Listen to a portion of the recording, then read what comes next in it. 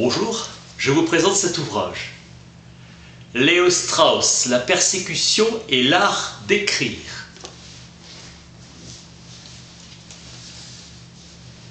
Ses découvertes concernant l'histoire de la philosophie, méthode et contenu.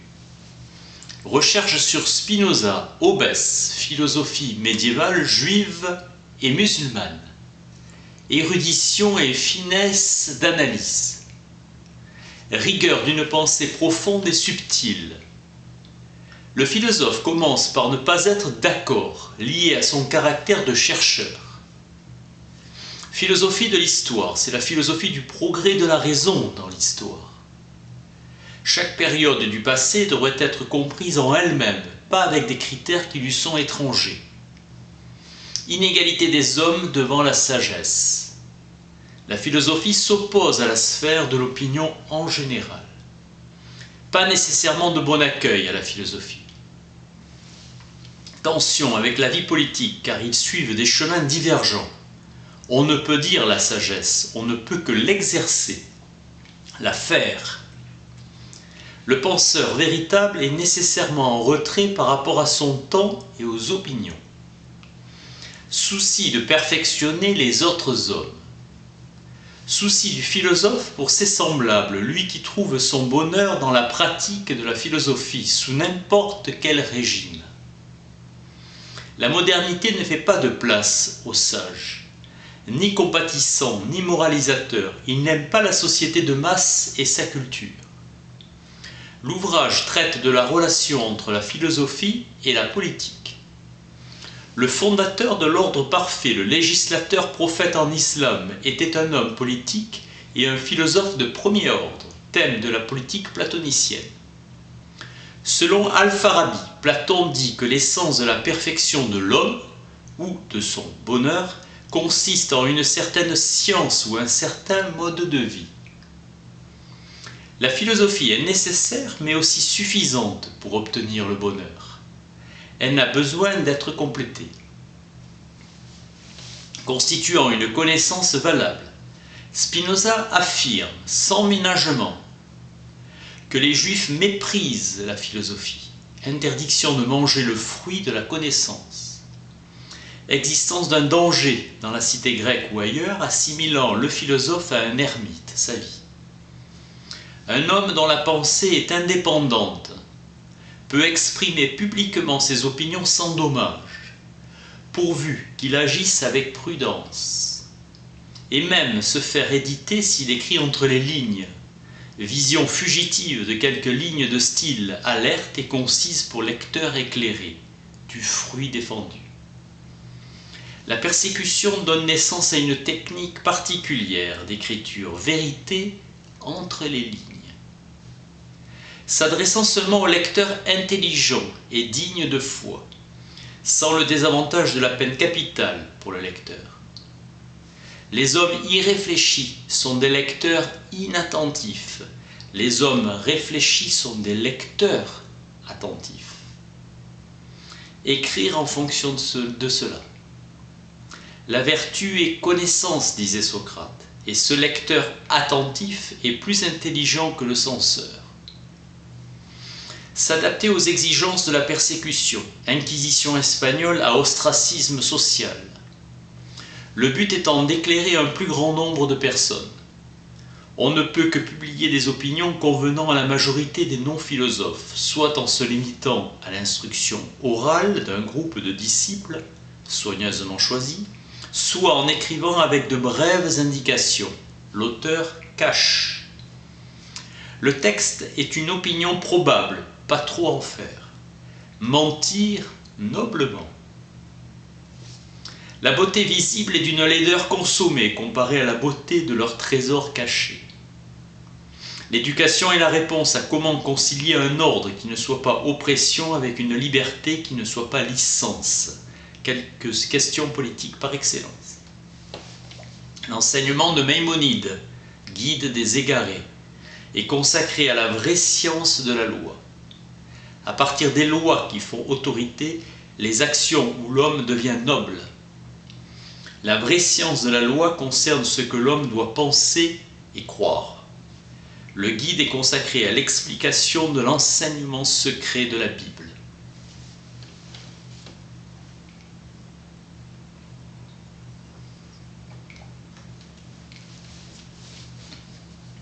Il y a autant de secrets de la Torah que de passages. Difficulté de l'interdiction légale de révéler ses secrets, sauf aux sages capables de comprendre par lui-même. Le Talmud ne doit être enseigné à personne. Il écrit donc dans son ouvrage à un seul sage possédant toutes les qualités requises justifiées par le départ de son élève. Les secrets de la Torah, la source de la sagesse, avaient été transmis par tradition orale. Maïmonide a accès aux secrets par ses recherches tout au long de sa vie. Au premier abord, le texte est une explication ésotérique d'un texte ésotérique. Le dessein du guide est non seulement de dévoiler la vérité, mais également de la cacher. Maïmonide demande au lecteur d'attacher une très grande attention à chaque mot qu'il leur arrive d'employer. L'enseignement vrai est fondé sur la raison et l'enseignement faux procédant de l'imagination. La proposition la plus secrète est la vraie. Le secret est la rareté. Celle qui a le moins d'occurrence est la vraie. Il révèle la vérité aux hommes instruits. Le philosophe commence chacun de ses discours par un non-né. Il révèle la vérité aux hommes instruits. Le premier mot du philosophe est une négation. Je pour un chrétien ou un juif, nous pour un musulman. Le philosophe ne parle pas à la première personne, c'est plutôt un messager. Sauf quand il dit « je veux dire ». En principe, la contemplation implique le retrait de la société. Conseille de tromper son âme par le jeûne et l'humilité, pureté de l'âme. Socrate, modèle de la vie philosophique, aimait la compagnie de ses disciples. Spinoza est devenu le classique de la critique rationaliste, ou laïque de la croyance, en la révélation. Pour Spinoza, la Bible est essentiellement inintelligible, car consacrée à des questions inintelligibles. Livre hiéroglyphique. Et la partie qui pourrait éclairer sa signification est incomplète. Chemin indirect pour un livre qui n'est pas directement accessible, son contenu. Pour Spinoza, la méthode d'interprétation de la Bible est identique à la méthode d'interprétation de la nature. Tirer les définitions des choses naturelles des données fournies par l'histoire naturelle. Pareil pour l'histoire de la Bible.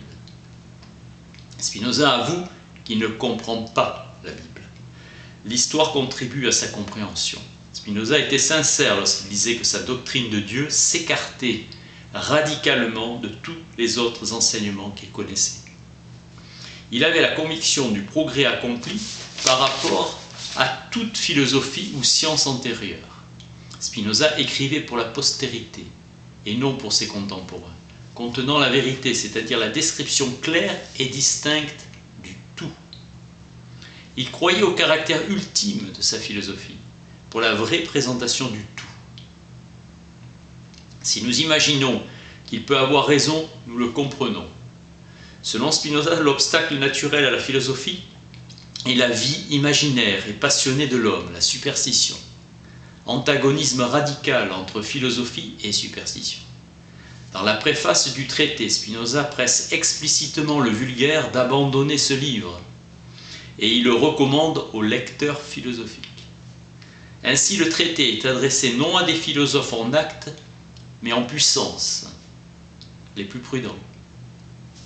Le but de Spinoza est de libérer la philosophie de la domination théologique, persécution de leurs adeptes. Plaidoyer de Spinoza en faveur de la tolérance, il affirme que l'enseignement de la Bible s'accorde pleinement avec l'enseignement philosophique.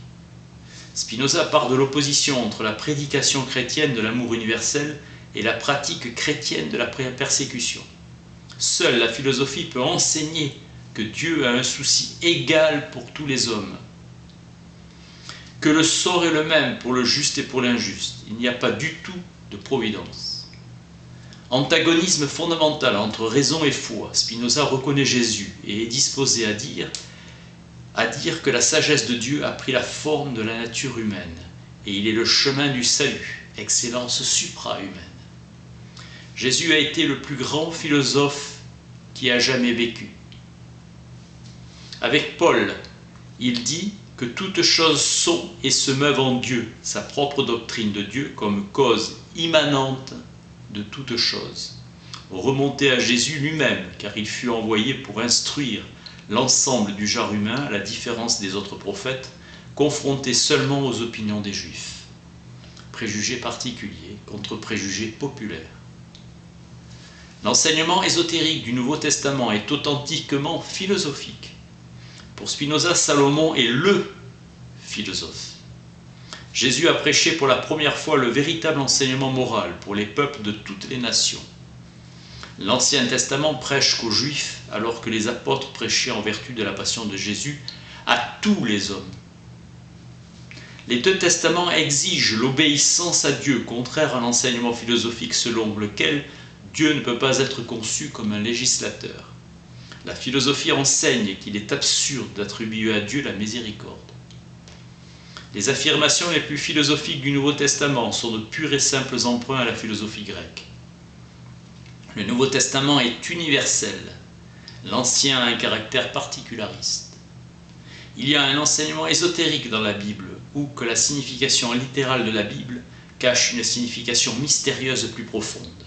Maïmonide laissait entendre que la croyance à la colère de Dieu est nécessaire, non pour la perfection ultime de l'homme, mais pour le bon ordre de la société civile.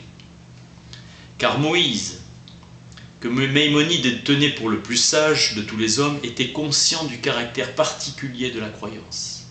Règle de lecture du traité de Spinoza, en cas de contradiction, l'affirmation la plus opposée à qu'il tenait pour l'opinion vulgaire doit être regardée comme celle qui exprime son opinion véritable, secret par excellence du traité. Spinoza ne s'est jamais senti vraiment libre de dire ce qu'il pensait. Il est clair qu'il ne reconnaissait aucune autorité dans la recherche philosophique. Le Dieu de Spinoza est l'univers. Toute sa philosophie est déduite de sa conception de Dieu. Sa doctrine de Dieu, selon Wolfson, n'est fondamentalement pas autre chose qu'une critique interne de la théologie traditionnelle. Le Dieu de Spinoza est interne, conciliateur. C'est une intuition, point de départ pour la philosophie. Spinoza désirait convertir à la philosophie le plus grand nombre possible dans un monde constitué, plus de chrétiens que de juifs. Plaidoyer en faveur de la liberté de philosopher et de la séparation de la philosophie de la théologie dans l'intérêt de la société en général. La seule intention de la Bible est d'enseigner l'obéissance à Dieu. La Bible ordonne également l'amour de Dieu. La pensée de Moïse est que la puissance de la nature est aussi vieille que la puissance de Dieu. Lorsque la nature agit, Dieu n'agit pas, et vice-versa. Les prophètes étaient de parfaits philosophes. Léo Strauss défend l'idée que nous pouvons apprendre de la pensée du passé. Époque de déclin intellectuel, la question à se poser n'est pas de savoir si la philosophie exprime la société environnante, mais si elle permet à la philosophie de s'exprimer. Être juif et être philosophe sont inconciliables. Antique prémisse juive. Platon était conscient du caractère utopique de sa pensée. Aristophane aussi est un utopiste comique. Léo Strauss, la persécution est l'art d'écrire. Merci.